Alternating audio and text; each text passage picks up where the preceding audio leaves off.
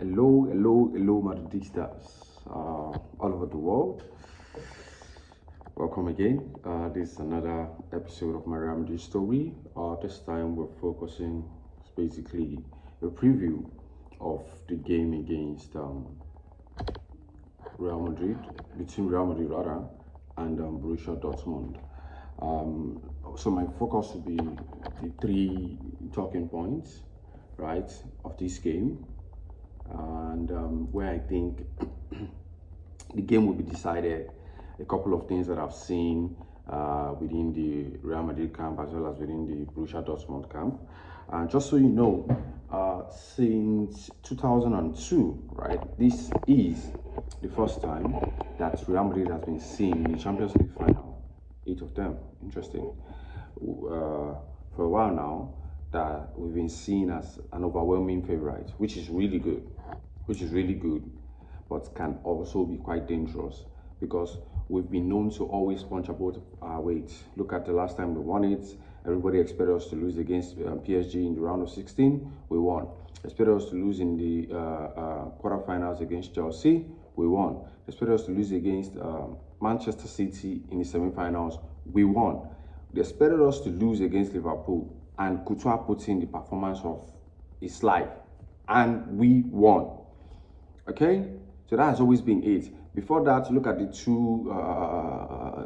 Okay, let me even leave 2017. Let's leave 2018. Let's leave 2017.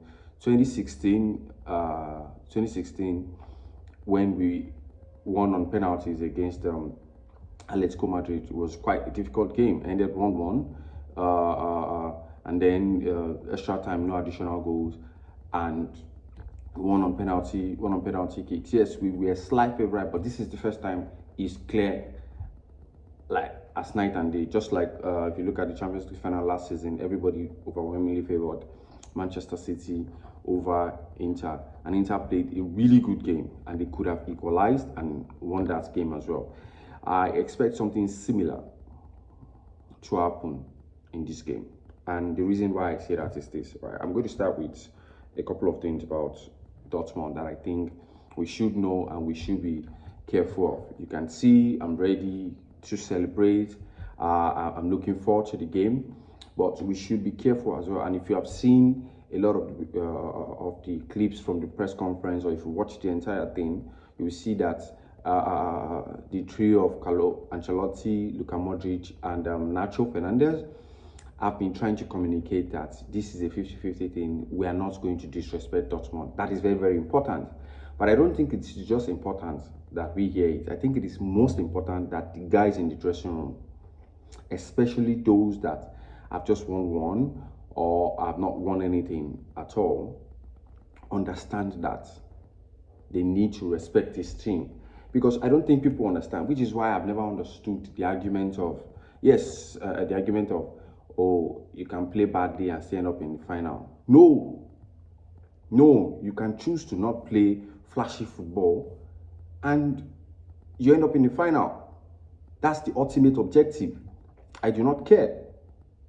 Would it be nice? Like playing really nice football, playing beautiful football. It's a nice to have. A must have is getting to the final and winning. It's a must have. So I've never been on the I don't like the way we play camp. I know the beautiful thing that about Dortmund, this Dortmund team, mentality-wise, they're like us. Or personality-wise, that's the right word to use, that's the right term to use. Personality-wise, they are like us. And what do I mean by that? They are very, very flexible and adaptable. Yes, Omels a couple of days ago was just saying stuff like, oh, if they are playing against a lesser team, he believes they should attack, they should not be too defensive and all of that. I think that's the wrong thing to say, right? And I would disagree with him if I was in that dressing room. But anyway, that's not my business. But I like the fact that this is a team that can adapt to any situation. They've been underdogs throughout. We expected them to leave in the, at the group stage because we had two heavyweights there, PSG and AC Milan. And there was Newcastle that did really well the previous season before coming to the Champions League. Dortmund did not just get out of that group. They topped the group. Yes, they were favorite against PSV, and they did the job and they qualified. Against Atletico Madrid, it's so Madrid-like how they scaled through. They were able to beat a better opponent in Atletico Madrid. They play horrible at times, but they did the job. That's the most important thing. That's still the most important thing. Yes, the process could be much nicer. It could be better if they allowed and helped the entire team feel relaxed. But they qualified.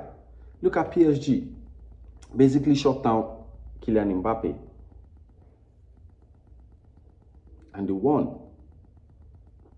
Like a true champion will. So this is my word of caution to Real Madrid fans out there. Yes, we are favorite on paper, but this is football. 90 minutes, anything can happen. Anything can happen. What is likely to happen will definitely happen. I promise you. Okay? Anything could very much happen. And we need to be wary of the fact that there are two very good defenders in Nico Schlotterbeck and Matt Hummels, which means that if they sit deep, it will be difficult for us the entire 90 minutes. We need to recognize that. It will be difficult for us the entire 90 minutes because we have players, okay, apart from, let's say, Rodrigo, that loves to play in tight spaces.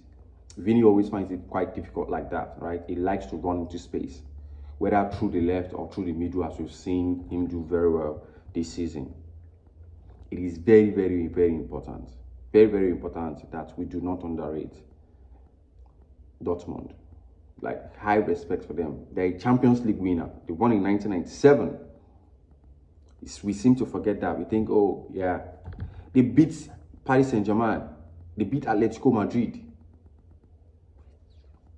We need to realize that, yes, their path to the final was not as difficult as Real Madrid's. But still, they beat Champions League worthy teams. And we need to respect that. They have pacey wingers in Karim Adeyemi and Jadon Sancho. Those guys could do damage if they are left one-on-one. And what do you do as a team, as the underdog, when you're playing against Real Madrid? Play deep. Once you get the ball, you have a really strong man in Fulkrug. Play to Fulkrug. Let him hold the ball so the others can join him, because they attack together, they defend together. When the others join him, what he needs to do is quite simple. Just play to Karim or play to Sancho and trust them to do damage like they've done in previous games. Yes, they might not have had good seasons in, like, so many similarities between Dortmund and Real Madrid. Like, we know how to have terrible seasons and still win Champions League. Or we have to have an unsuccessful league season and still win the Champions League. So respect to them. How we are going to break down that wall, how we are going to get them to come out, because if their game is to sit deep, it's very difficult. And I understand that a significant number of the team have been in a situation like this before, way more difficult situation like this before, so they should be able to handle the pressure, right? That's a good thing. But I also think that if we're able to score within the first 20-30 minutes, it will make the game relatively less difficult, because Dortmund will be forced to come out to play. But while trying to do that, we should ensure that we do not concede. If we concede, this is Atletico Madrid all over again. 2014, 2016, all over again. Right? I would want this game to be one of those games where we do not have to pull off a remontada. That would be nice. It would be really, really nice.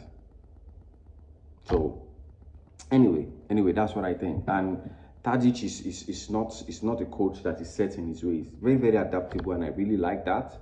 And one other thing is, 10 years ago, he was in the stand against at Wembley against Bayern to watch the game. Never, like, amazing story. Him leading the team now. They're doing something amazing. Yes, their domestic season was not quite good, but respect to the black and yellows. Respect to the black and yellows. The Champions League final is just 90 minutes. they will give it their all. They will be more narrow focused. Maybe the occasion could get to them. That, oh, I've not been here before. But we have players that have been there before. In Royce, in Matt Hummels. So, anyway, they deserve respect. I think we need to give it to them.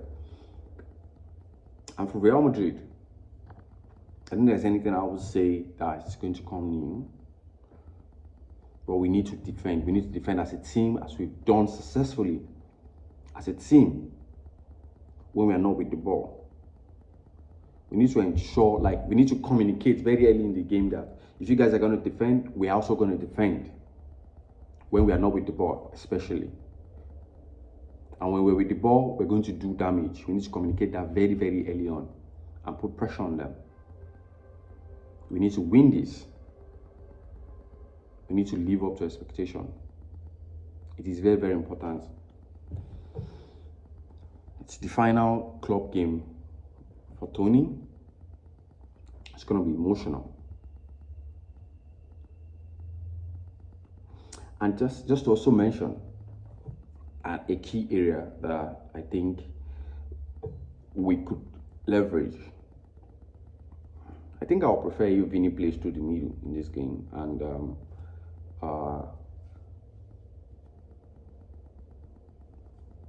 plays to the left, Rodrigo. And that's if they're sitting deep or in a mid block.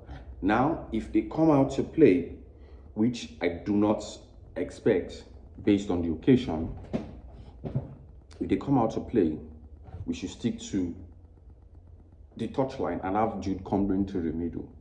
Basically, the game plan we leveraged that we used against Girona, the second leg in La Liga, that could really help us. It could really, really help us, right? And then Vinny will be isolated with their man one-on-one, even if it's 2 against 1. It also ensures that they are at one person disadvantage, which means Jude needs to be on point to run in behind and leverage those spaces.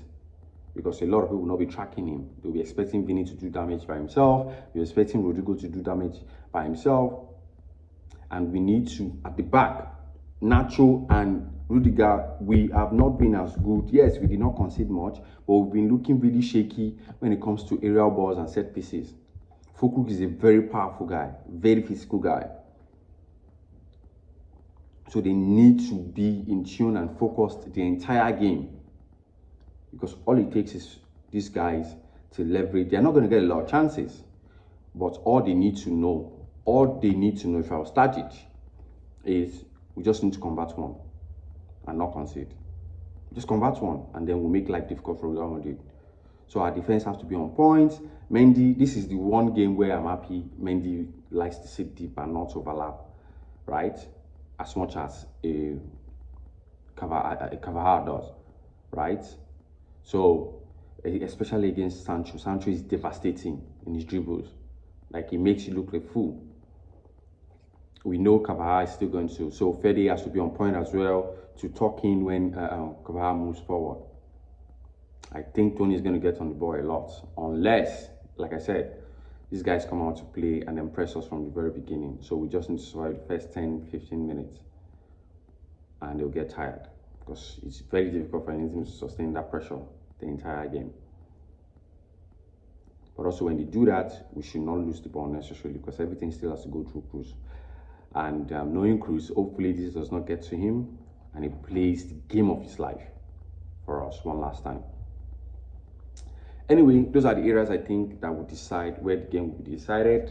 My prediction, I'm not going to get into that. I think we're going to win one way or the other, and we're going to celebrate.